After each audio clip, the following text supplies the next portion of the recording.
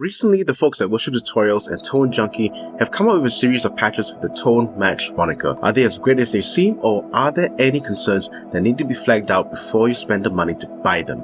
Let's find out.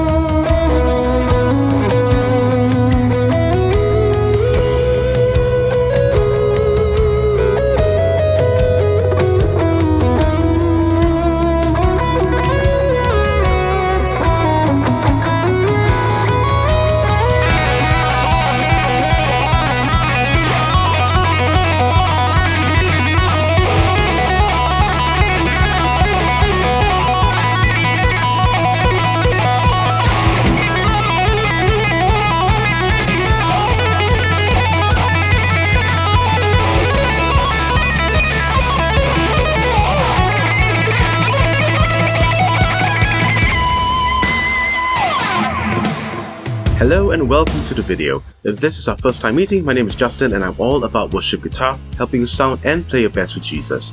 If you want to support these videos and my ministry, please consider liking, subscribing, hitting that bell notification button, and heading over to my Buy Me a Coffee page after this to download my patches and more. If you met before, welcome back. In the space of 2 months between May to June 2022, Worship Tutorials, Tone Junkie, and David Hessop released patches with the Tone Match moniker attached to them, touting them as being 100% accurate to how their real amps sounded like. Being a long-time fan and user of WT and TJ patches, I got a hold of a combination of free and paid patches. This is not a sponsored video, I bought them with my own money, and no one's asking me to follow a script to talk about the patches. I felt the need to say that because I'm going to start with a general comment about what I didn't like about the patches. I found the patches excessively bright. My ears are quite sensitive to high frequency, so maybe this is particular to me, but I found that no matter what I used, headphones, earphones, in-ear monitors, the trouble was hitting my ears so hard that I was getting a headache if I played them for too long. Guitar tone-induced headaches haven't happened to me in a long time, so that was a nasty surprise. You might have noticed that the tracks today on the demo track seem a little brighter than usual. You're hearing them without post-processing, just makes for overall balance with volume. And take note of what I'm using. Headphones. That will be important later on. However, I started watching some background videos from WT and Tone Junkie explaining the background to their production process. I realized that based on their philosophy behind tone matching, bright, is right. Now, we all want our modelers to sound as close to the real amps as possible. One thing that is difficult for amp modelers to do is to traverse that spectrum of clean to mild breakup to overdrive, all with just touch sensitivity and picking dynamics. That's very hard to do. Back in the good old days of the Pod XT, I couldn't have one patch to rule them all. I needed a clean patch, an edge or breakup patch, an overdriven patch, and I would switch between the different presets in a song depending on what was needed. With no preset spillover, my sound would cut off between sections, and that was a problem we all lived with. Fast forward to 2022, and I can almost pull off the one patch to rule them all approach with the current lineup of Line 6 devices, with the problem spot still being the overdrive to mild breakup. An amp in overdrive on my Line 6 device just cannot truly sound clean when I roll off the volume on my guitar. Until now. Here's HW from Tone Junkie explaining his approach to EQ for his tone match patch. Amps they clean up as the note decays. And that isn't like, you have to have the right presence for that to happen, because brighter sounds cleaner to us. So brighter cleans up better because we can sort of hear the high-end frequencies, and it tricks our ear. Dark, mid-rangey always feels dirtier. And here's his 68 Mars PA preset 1 on the Rock Snapshot.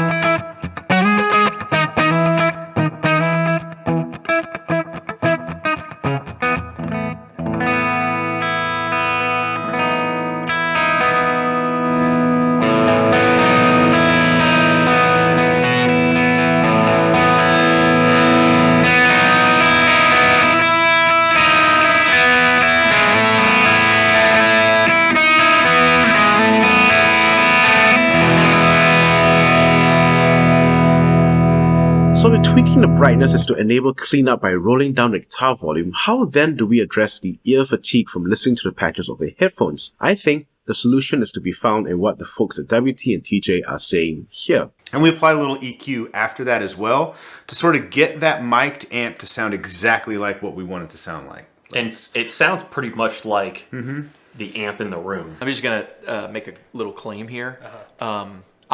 You could convince me that that's an amp mic'd up in the next room that I'm listening to. We're obviously listening through a speaker right here. We're monitoring in the room. These guys were monitoring through speakers, not headphones or in-ears. That got me thinking, what if I played these patches through my Mackie monitors? The perception of tone immediately changed. That blistering treble was no longer directly firing into my ears, but interacted with the acoustics of my room, softening up by the time it got to me. My conclusion?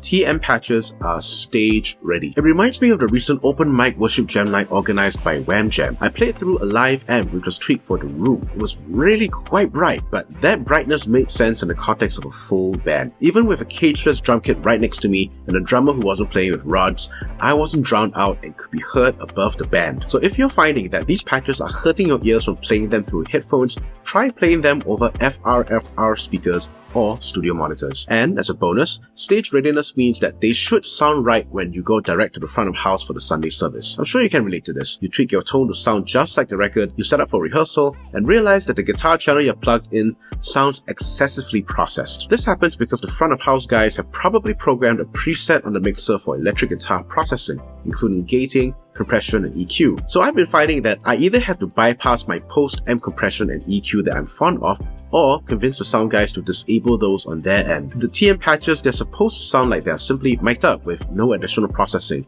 so this plays very well into the Sunday service setup. Now, I don't have two sides of post-amp processing, and I'll trust that the sound guys are doing their job to tweak my guitar in the front of house. Which brings us to today's questions. Which tone match preset did you like from Worship Tutorials or Tone Junkie, and why?